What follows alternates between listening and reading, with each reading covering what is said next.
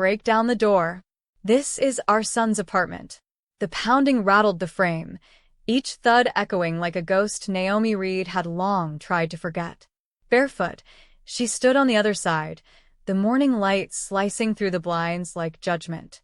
When she finally turned the lock, the door swung open to reveal her parents, Margaret gripping a crowbar, Thomas trembling with outrage, and her brother Caleb lurking behind, feigning concern. Their eyes widened at the sight of what she held. Not a weapon, but a thick folder labeled Property Transfer Agreement. Her name was on every page. What is that? Margaret stammered. The proof, Naomi said evenly. This apartment, this home you call Caleb's, it's mine. Her voice was calm, but her heart thundered like the storm she'd just unleashed. Yesterday, at Thomas's birthday dinner, they'd humiliated her in front of everyone. You're just a tenant, Naomi, Margaret had laughed, her wine glass catching the chandelier's glow. We only let you stay there because of Caleb. It's his investment. Laughter circled the table. Caleb winked at her like he'd won some invisible prize. Naomi had swallowed her pride, forcing a smile while the words carved deep. That night, she'd gone home, changed the locks, and waited.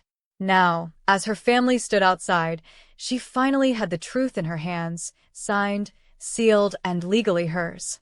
Thomas stepped forward, fury shaking his jaw. You stole from your family. Naomi met his glare, her spine straight. No, Dad. I just stopped giving. The words landed like glass shattering. The hallway filled with silence, so thick it hummed. Margaret's face tightened, that same look that used to silence Naomi when she was 16. You can't speak to us like this. We're your parents. Naomi nodded. I know. That's why I kept forgiving you long after you stopped deserving it. Behind them, Caleb looked pale, his confidence slipping. You made this about money, he muttered. Naomi's eyes didn't flinch. No.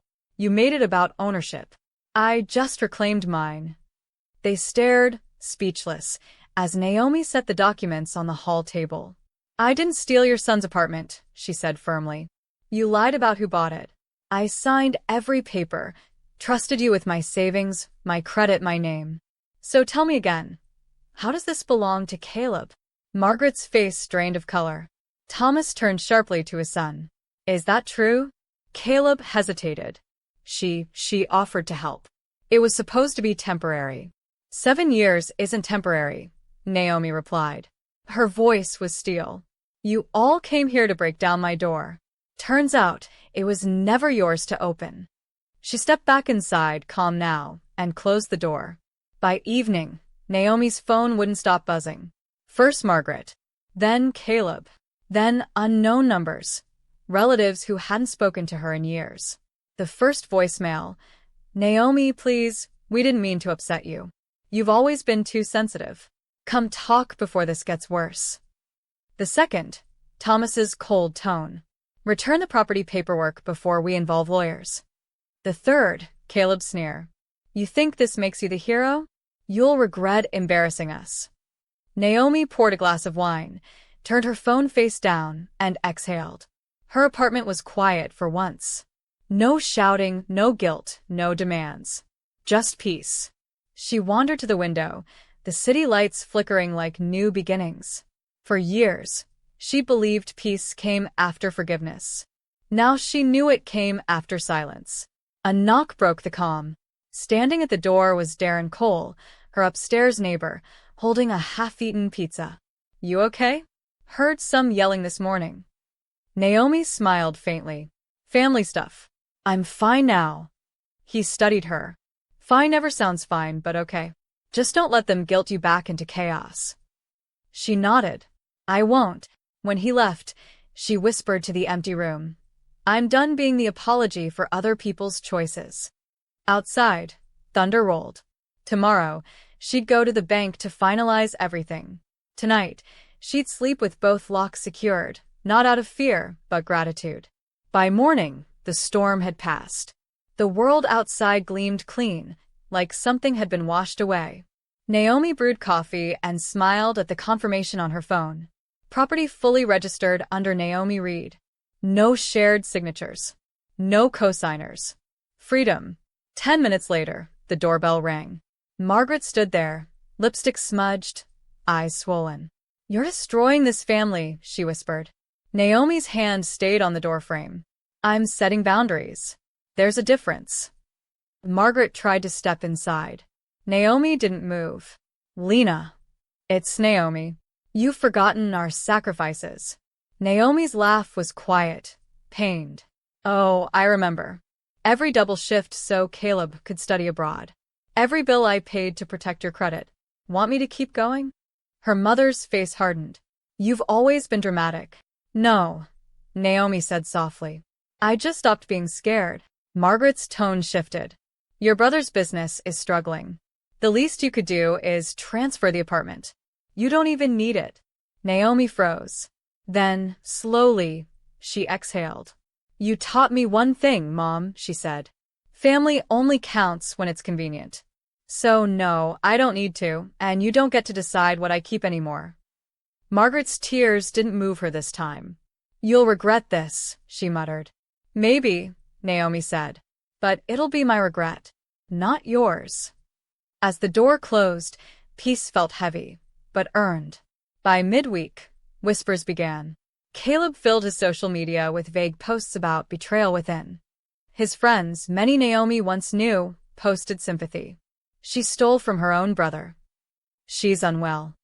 Each comment stung, but she didn't bleed. Not anymore. When Aunt Ruth called, her tone was careful. "Honey, people say you cheated your brother." Naomi sighed. "Aunt Ruth, I bought it. Every cent. Every receipt. They said you're unstable." Of course they did. That's what gaslighting sounds like. Clean and polite. That night, Naomi spread the evidence across her dining table. Deed copies, transfers, receipts. Darren knocked softly. "You building a case?" "More like protecting one," she replied without looking up. He leaned on the doorframe, arms crossed. "Good. People like that only stop when truth gets louder than their lies." She smiled faintly. "Then I'll turn up the volume." The printer hummed, spitting out copies, each page a weapon of clarity. For the first time in years, Naomi didn't feel small. She felt documented. Friday morning, a text from her father. Family meeting. Saturday. Mandatory. Naomi stared at it, waiting for the word please. It never came. By Saturday, gray clouds hung low as she drove to the old family house. The home she once saved from foreclosure looked smaller now, stripped of its pride. Margaret greeted her at the door with a brittle smile. "Let's keep this civil." Naomi walked in, setting her jaw. The dining room glimmered like a stage, silverware polished for war. Caleb leaned back, smirking. "We can settle this quietly," Caleb began. "You sign the deed over, and we'll pretend this never happened." Naomi set a folder on the table between them. "You're right. Let's settle it quietly." She opened it, every notarized page lined with her name. Thomas's hand trembled as he flipped through. This can't be right." "It's legal," Naomi said calmly. "Paid in full. My account. My signature." Margaret's mouth fell open. Caleb's confidence cracked. "You tricked us," she whispered.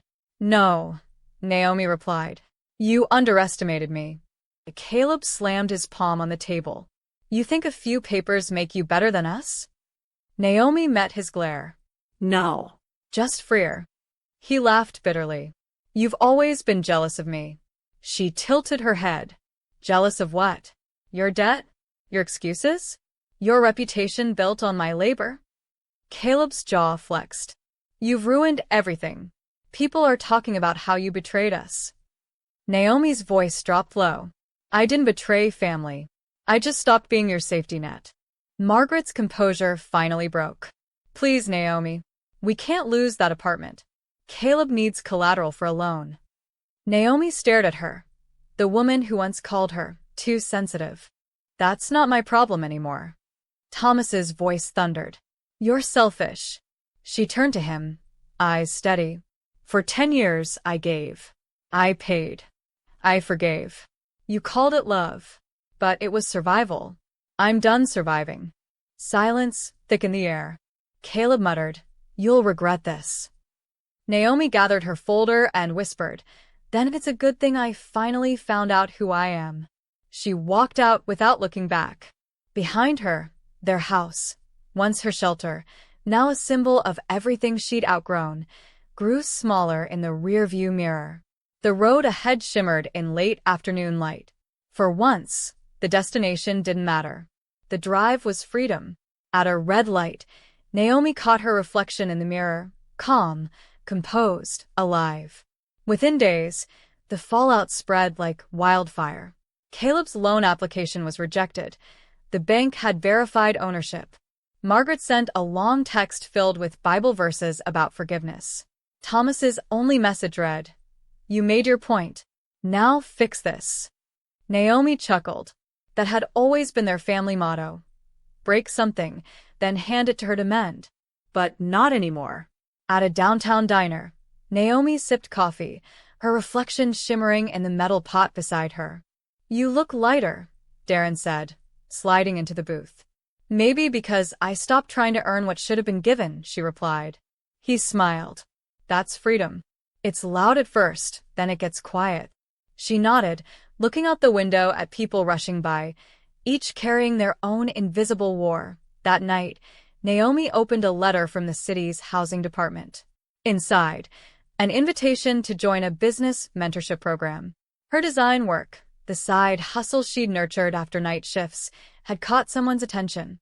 Her chest tightened. For years, she'd been everyone's fixer. Now an opportunity had come for her. Without hesitation, she applied. The next morning, she posted one thing online. "When peace feels like rebellion, you were never free to begin with." By noon, the family chat exploded. Margaret accused her of making the family look bad. Naomi muted the thread and opened her sketchpad. Each line she drew felt like recovery, something blooming after drought. That evening, Darren arrived holding a box of pastries. "Celebration food," he grinned. "For the woman who finally chose herself." Naomi laughed, genuine this time. They ate by the window as city lights danced on the glass. "Do you ever miss them?" he asked softly. She thought for a while. "I miss who I hoped they could be." Rain tapped the window, steady and healing. A month later, Naomi stood on a small stage at the community hall, hands trembling. Her presentation for the mentorship program was one of the selected success stories. Slides behind her showed sketches from years of hidden labor, her designs, her dreams. When the applause came, it was loud and real. For the first time, recognition didn't feel conditional. Afterward, a woman from the city council approached. "Your story resonated," she said. "We'd like you to mentor next year's participants." Naomi blinked, stunned. Mentor. The word felt foreign, sacred.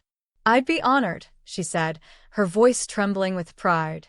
For the first time, she wasn't defined by debt or duty. Later that night, Naomi drove home under the city glow, windows down, music soft. As she pulled into her parking lot, she noticed a car parked by the curb, familiar, unwanted. Her parents stepped out slowly, looking smaller than she'd ever seen them. Margaret's voice quivered.